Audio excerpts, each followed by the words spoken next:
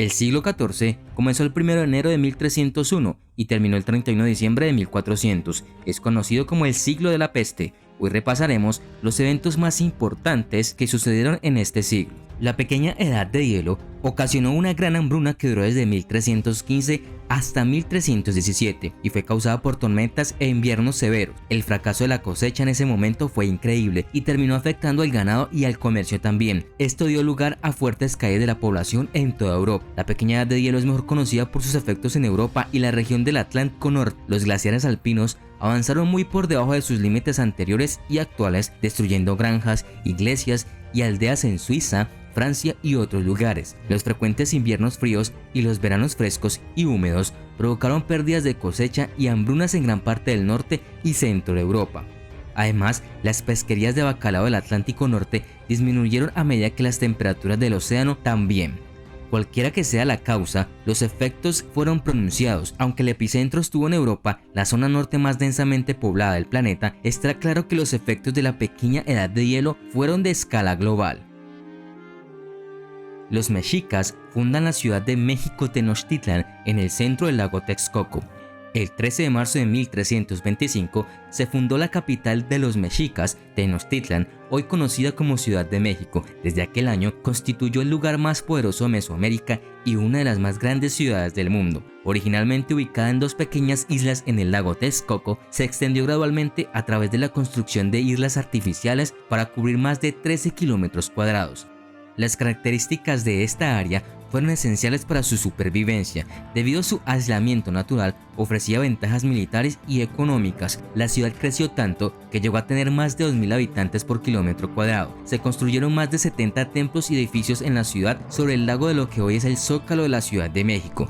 Durante los siguientes 80 años, el territorio controlado por Tenochtitlan y sus aliados creció y la ciudad se convirtió en el centro de un nuevo imperio. El tributo que fluyó hizo que los habitantes, al menos la élite, fueran ricos. La ciudad misma presumiría de un acueducto que traía agua potable y un gran templo dedicado tanto a Huitzilopochtli como a Tlaloc, un dios de la lluvia y la fertilidad. Tenían templos y mercados impresionantes, escuelas, parques y hogares. La población en 1519 se estimó en alrededor de 400.000 personas. La concentración residencial más grande en la historia mesoamericana. Fue destruido por los españoles bajo Hernán Cortés en 1521.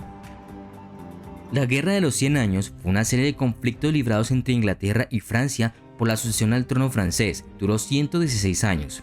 Dos factores radicaban en el origen del conflicto. Primero, el estado del ducado de Guyena o Aquitania, aunque pertenecía a los reyes de Inglaterra, seguía siendo un feudo de la corona francesa, y los reyes de Inglaterra querían posesión independiente. Segundo, como los parientes más cercanos del último rey capeto directo, Carlos IV, que había muerto en 1328, los reyes de Inglaterra desde 1337 reclamaron la corona de Francia.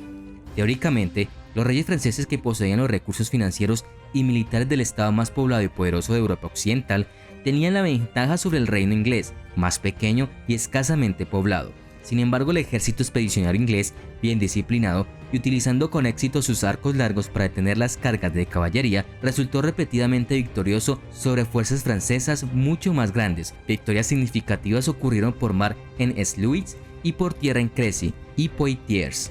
En 1360, el rey Juan de Francia, para salvar su título, se vio obligado a aceptar el Tratado de Calais, que otorgaba total independencia al ducado de Guyena, ahora considerablemente ampliado para incluir casi un tercio de Francia. Sin embargo, su hijo Carlos V, con la ayuda de su comandante en jefe Bertrand du Guesclin en 1380, había logrado reconquistar casi todo el territorio cedido, especialmente mediante una serie de asedios. El final del conflicto nunca estuvo marcado por un tratado de paz, sino que se extinguió porque los ingleses reconocieron que las tropas francesas eran demasiado fuertes para ser confrontadas directamente.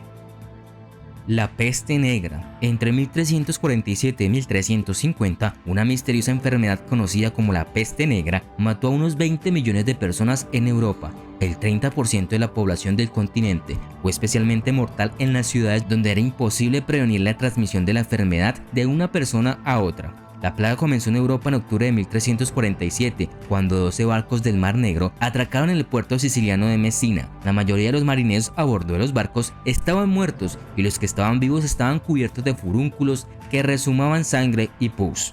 Comprensiblemente aterrorizados por la misteriosa enfermedad, algunas personas de la Edad Media creían que la plaga era un castigo divino por el pecado. Para obtener el perdón, algunas personas se convirtieron en flagelantes, viajando por Europa para hacer exhibiciones públicas de penitencia, que podrían incluir azotes y golpes entre ellos. Esto ayudó a propagar más la enfermedad. Otros se volvieron contra sus vecinos, purgando a las personas que creían que eran herejes. Miles de judíos fueron ejecutados entre 1348 y 1349, mientras que otros huyeron a zonas menos pobladas de Europa del Este. En China termina la dinastía Yuan y comienza la dinastía Ming.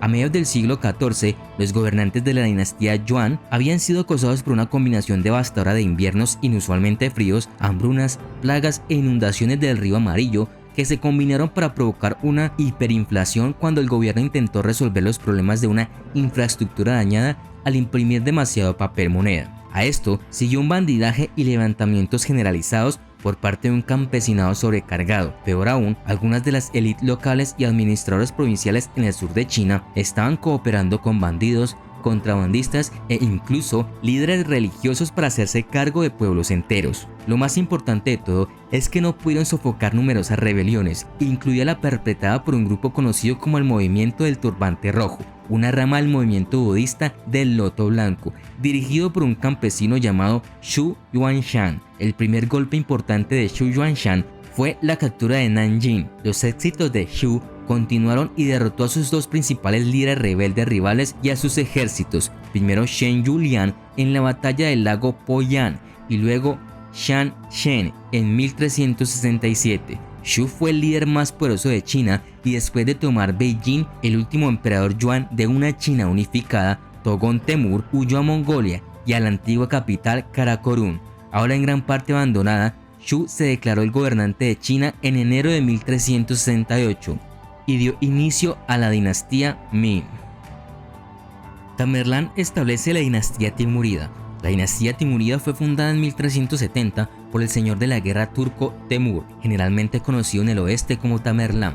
Temür estableció su capital en Samarcanda y se embarcó en una carrera de conquista en todo el antiguo imperio mongol y las tierras islámicas centrales. Durante un periodo de 35 años, Tamerlán asolaría a sus compañeros estados islámicos como la Horda de Oro y el Sultanato de Delhi, para lograr su objetivo de un imperio mongol restaurado. Si bien sus campañas iban desde Delhi hasta Moscú y desde el este de Turquestán hasta el oeste de Anatolia, Temür estableció una administración solo en las regiones centrales, incluidas Irán y Transoxiana. Estos fueron territorios en gran parte asentados y de habla persa. Temür y sus seguidores eran turcos leales a la tradición mongol, pero también eran musulmanes y conocían bien la cultura persa islámica. La dinastía duró 3 generaciones. Durante este tiempo, el estado timurida se redujo en tamaño, pero ganó fama por su amplio patrocinio cultural y estilos sofisticados en arquitectura, literatura y las artes del libro. El cisma de Occidente inicia. El cisma de Occidente, también llamado Gran Cisma o Gran Cisma Occidental, en la historia de la Iglesia Católica Romana, es el periodo comprendido entre 1378 y 1417, cuando hubo 2 y luego 3 papas rivales, cada uno con sus propios seguidores, su propio colegio sagrado de cardenales y sus propias oficinas administrativas. Poco después del regreso de la residencia papal a Roma, después de casi 70 años del papado de Aviñón, el arzobispo de Bari fue elegido papa como Urbano VI en medio de las demandas de la población romana de que un romano o al menos un italiano fuera papa. Urbano VI demostró ser tan hostil con los cardenales que habían asumido grandes poderes durante los años en Aviñón, que un grupo de cardenales se retiró a Anagni y eligió a uno de ellos, Robert de Ginebra, como Clemente VII, reclamando que la elección de Urbano VI había sido inválida porque fue realizada por miedo.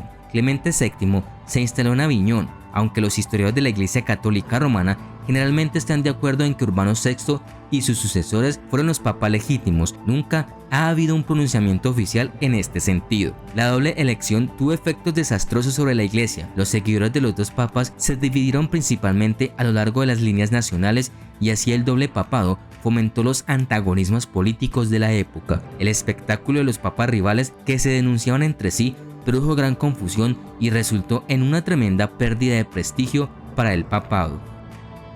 La revuelta de campesinos en Inglaterra. La revuelta de los campesinos, también llamada Rebelión de Wat Tyler, fue la primera gran rebelión popular en la historia de Inglaterra. Su causa inmediata fue la imposición de un impopular impuesto en 1381, que puso de manifiesto el descontento económico que había estado creciendo desde mediados del siglo. La rebelión recibió el apoyo de varias fuentes e incluyó a artesanos y trabajadores urbanos, así como a los indigentes. Probablemente la principal queja de los trabajadores agrícolas y las clases trabajadoras urbanas fue el Estatuto de los Trabajadores de 1351, que intentó fijar los salarios máximos durante la escasez de mano de obra después de la peste negra.